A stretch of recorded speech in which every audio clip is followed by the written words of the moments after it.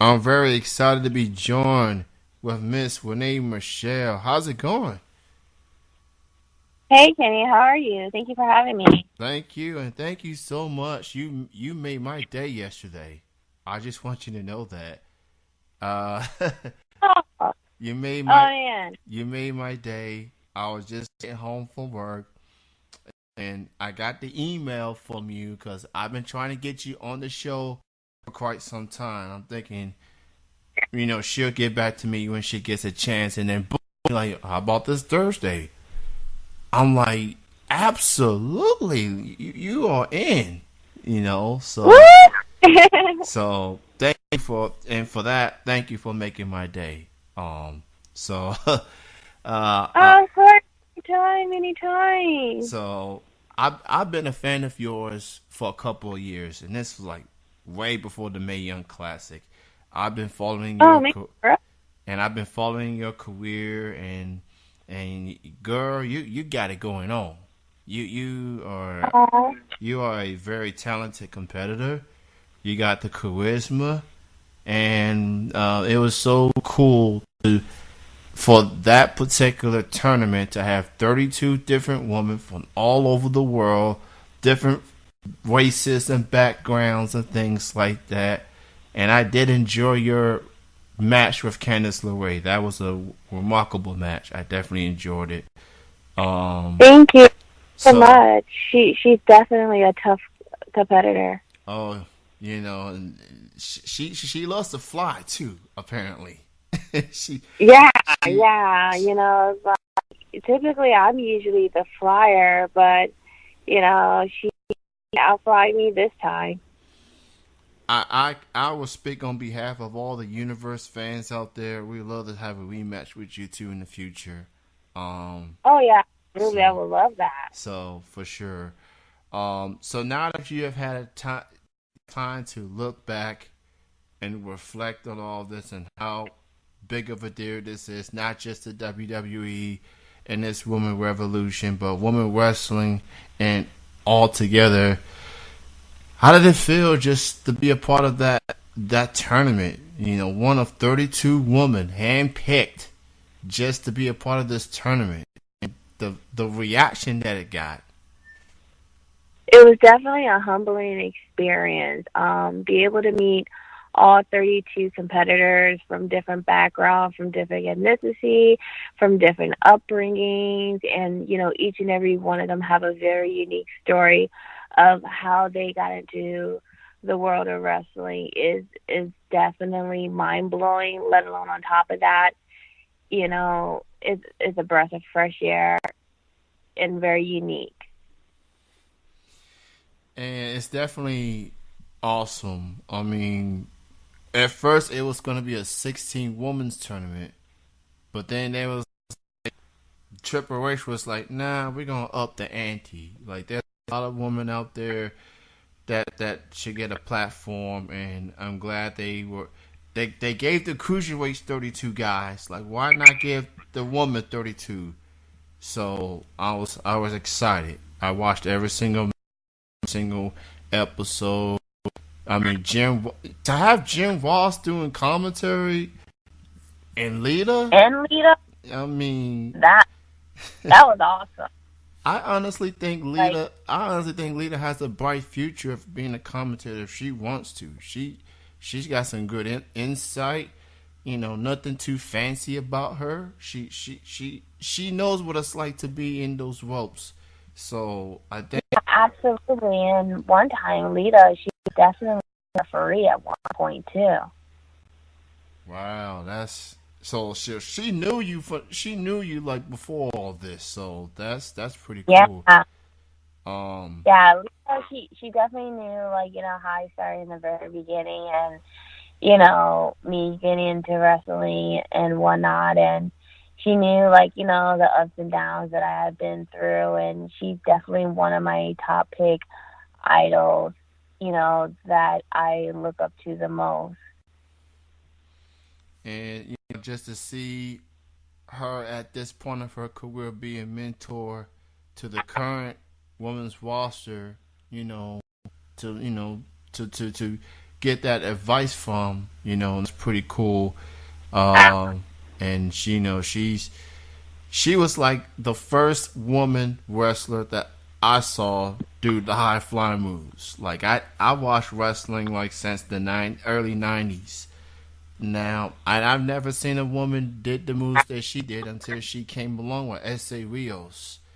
And then since then, very few women have tried to go the high flying route. And then I see Candice LeRae, who's, and then I see some other women, they may do it once in a while, but I wouldn't call them high flyers like you and Candice are.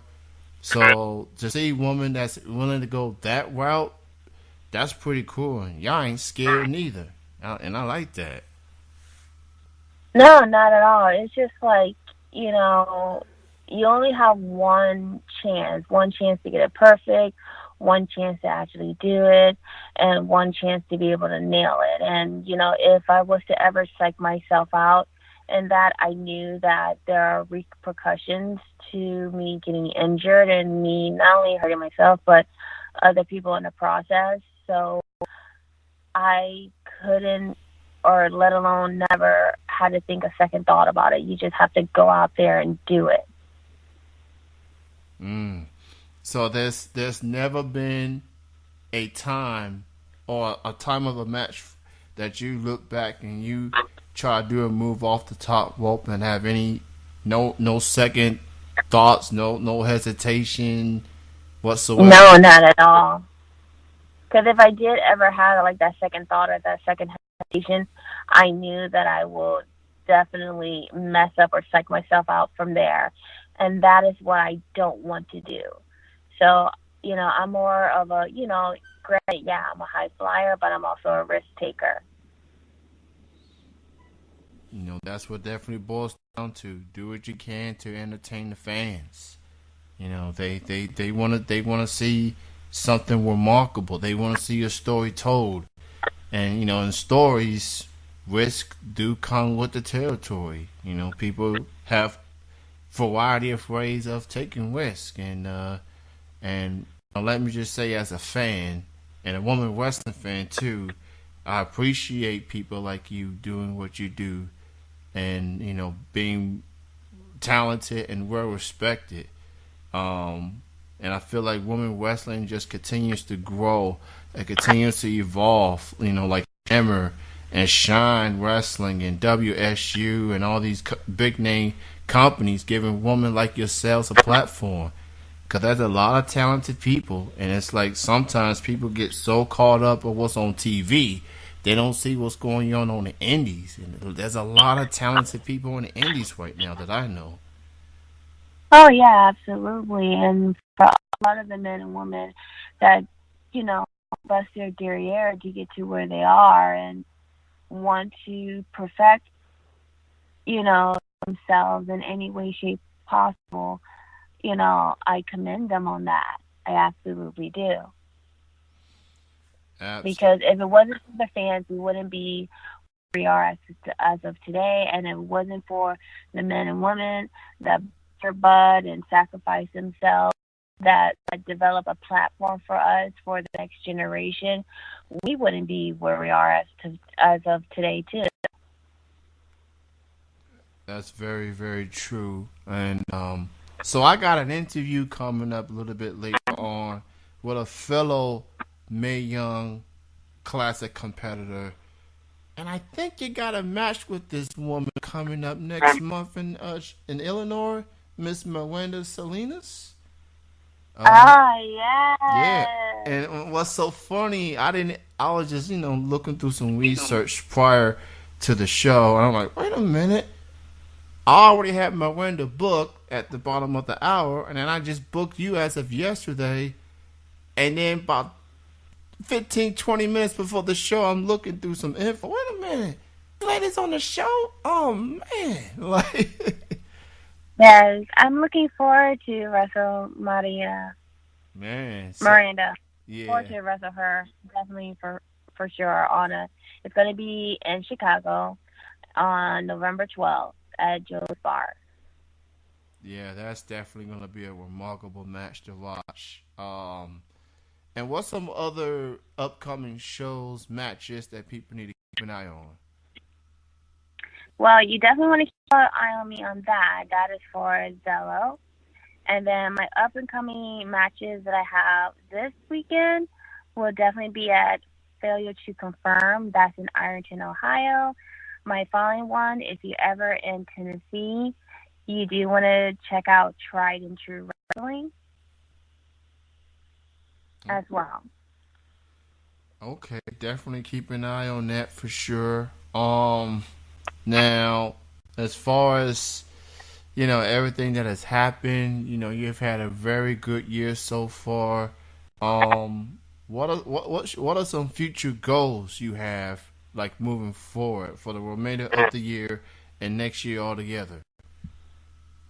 To perfect my craft, to expand as much as I possibly can in the world of wrestling, to develop and become adaptable in every different types of wrestling performance, whether it is the British style, the Japanese style, the lucha libre, the all American style. I want to be able to learn and adapt and be able to take all of that in, as well as incorporate my martial arts into the mix. Yeah, I seen the kicks you did on Candace. I'm like, okay, yeah, and I saw that. yeah. It was so fun. What was so funny in the process of that, when I nip up, and a lot of people did not know, the moment that I nip up, I actually crack my toenail right Ooh. across from that. So throughout the rest of the match, I actually hurt myself from a nip up. Of all moves that I could possibly get myself hurt on, a nip up and cracking my toe across was definitely it for me. That's actually the first time I think that I have ever hurt myself in wrestling. Ooh, wow. Well, you definitely put your poker face on that night after that moment, cause I don't know if you showed it or not, but you kept it moving in that match. You know. Oh yeah, absolutely. I try So to be as professional as I possibly yeah. can, but boy, was I hurt. My toe was throbbing for the next few Mm. about two weeks. So did you and Candace had a conversation after that match? Did she know that you was hurt or like some? No, no, because like I'm kind of prideful to show that I have any type of sign of weakness. Now, if I was like completely hurt, like I snap a bone or something, Mm-hmm. then yeah, I would definitely let that be vocal. But it was a toenail, and I did not realize how bad that I possibly hurt myself when I did the nip up. But when I actually after the match, and when I actually had to take a look at it, I was like, oh dear Lord, I know that's gonna pop off. But Mm. it grew out. I'm healed. I'm better. Right. And life goes on there. Much respect on that. Anyone that can go through something like that and yet still finish the match, regardless of the length of the match. I mean, I keep saying this about wrestlers. Y'all are some of the toughest athletes out there. And the thing is, this isn't ballet, as people like to use that, throw that Oh term no, around.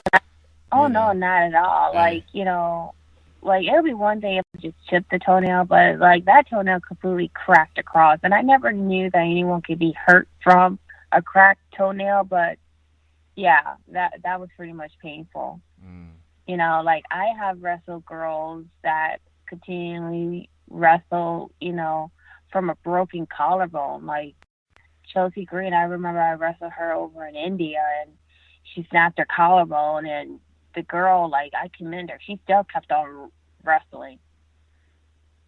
oh man, like, woo, that's real right there. Shout out to Chelsea Green. She's doing her thing on Impact slash GFW, whatever they call themselves these days. But Yeah, why don't you go ahead and she's put? a tough person. Oh yeah. Um, what are some of your social media links that people need to check out? You can check me out on my Instagram, which is Lady RM, and you can also follow me on Facebook, which is One. Okay. Well, Renee, it was so good to have you on the show. Thank you so much Thank you. for being on the show this evening, Absolutely. and Thank you for having me. much respect to you. And please, definitely like to have you back on in the future. And for those who have not seen the Mae Young Classic, number one, shame on you, and number two, you can watch all of it in demand on the WWE Network, every single match. And make sure you watch Renee Michelle versus Candice LeRae. Um, and go check that match out. Thanks again, Renee. You have a good night. Have a great weekend. All right, you too. Thank you, Kenny. All right, Talk to you later. all right, bye bye.